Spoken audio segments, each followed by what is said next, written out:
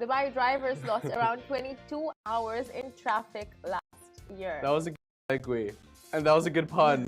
Segue, pun, traffic. Okay. So Dubai has fairly bad traffic, as we all know, but maybe not in the grand scheme of things. Now, 22 Global Traffic Scorecard report released by Euronext Inc. really put things into perspective. Now, Dubai drivers lost on average 22 hours in traffic, the highest in the UAE last year. Dubai has earned also 919 congestion rank worldwide in AD. And AD came in number 991.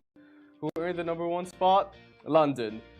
Drivers lost a whopping 156 hours in traffic in 2022. Wow. So, while the time lost in traffic in Dubai is greater, Abu Dhabi's traffic increased by 71% compared to 2021. Now, which Emirates sat the least in traffic?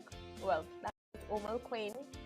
There you go. If you want to go to a Emirate with barely traffic, Quain is the one to head to. Now, while the report seems solid enough, you can poke a few holes in the study. The report seemingly takes into account all countries, but it does not take into account for Lebanon, India, and Egypt, to name a few.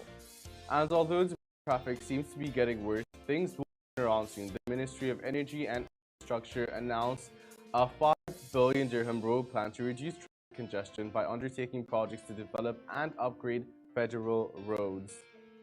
So, where there is a problem, Dubai is out with a solution, as always. Yet again. Yeah, that's a big number in the billions. Yeah. And look at the roads. Genuinely, UAE has Dubai specifically has the most beautiful roads ever.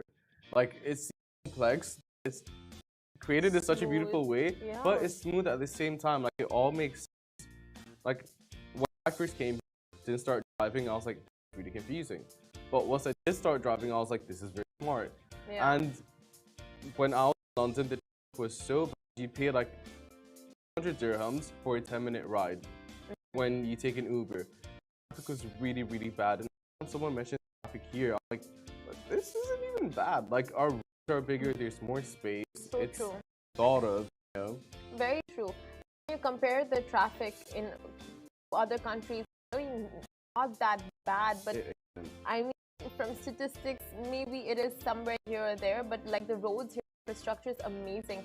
Like you said, was confusing for you. I would say, like, once you start driving, if you start learning and driving by and you move anywhere else in the world, it gets confusing for you there, because it's just like it's not like a lane to come and a lane to go. It's just like one lane, you know, like you just have to figure your way. If you survive, it's your luck.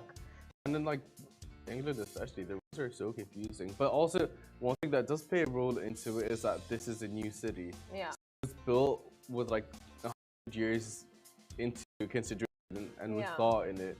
Like places like London, you have these old towns that then got bigger and bigger, so the roads were never bigger in the first place. Exactly. And you can't do anything about it because you have, like, you know, residents and properties on both the sides, so you can't expand the road, so you just have like narrow roadways. Yeah, exactly. Yeah, so like cars drive so close to each other. It's really, really weird. Yeah, and once, like, that's what, like, once you get a taste of Dubai roads, you just don't want to drive anywhere else because it's so smooth. It's a vibe. It's just a vibe driving vibe.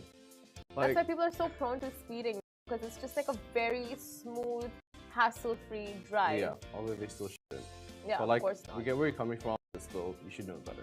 Yeah, and one takeaway from this piece of news is that, you know, when the city especially knows there's an issue, like, for example, there is heavy traffic on Hessa Road, there is always, like, RTA do work on solutions.